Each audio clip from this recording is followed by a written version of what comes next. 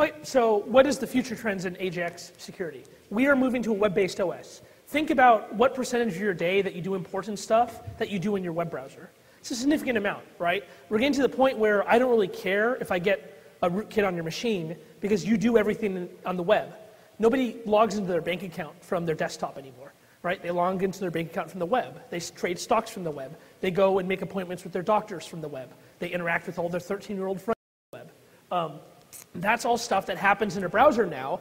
The problem is that browser, like I said, there's no such thing as a browser security model. There's a JavaScript security model that says JavaScript's not allowed to interact with the desktop OS in these ways, but JavaScript has no internal security model. And we're moving to kind of a web-based OS, which perhaps is the world domination plan of a certain company that starts with G and ends with Google.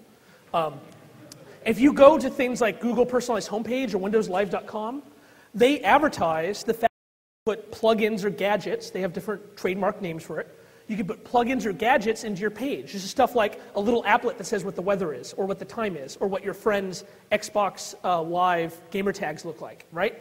That is JavaScript written by a 13-year-old in somebody's basement that is then advertised by Google and Microsoft to say, please include this in your homepage.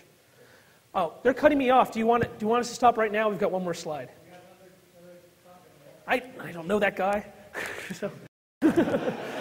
Anyway, so web desktops, because of this issue, this is scary, right? Because there's no way to run a low-rights user in JavaScript. There's no such thing as low-rights JavaScript. JavaScript is JavaScript. And if it's running, it's bad. Who owns this page? It says live.com, which belongs to Microsoft, but the content on this page comes from a bunch of different people. This content can include executable code that does all this crazy stuff in your browser. This is the same cookie you use to log into Hotmail. It might be the same that you use to log into MSN Money and see your stock portfolio.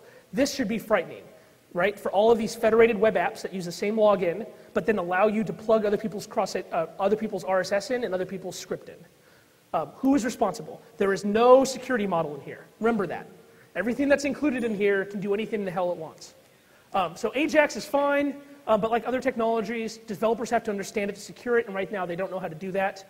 All the old web attacks still exist, but they're more interesting, and there's work left for security researchers that want to do stuff in here.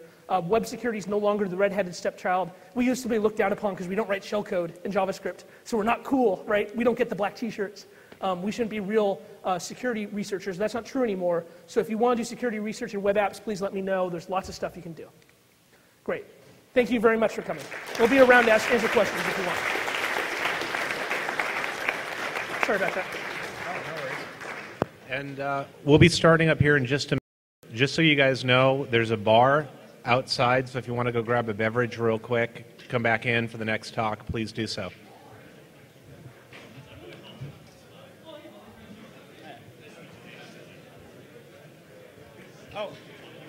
Hey, and you guys let Zane get away without releasing his Cheerio day, so you guys should get on his case to drink his beer.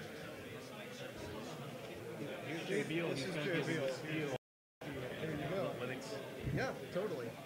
Do you guys have it? Why don't you tell everyone we're going to start 10 minutes after? Because if they all went out for beer, I don't want to lose them. Yeah, I'm sorry.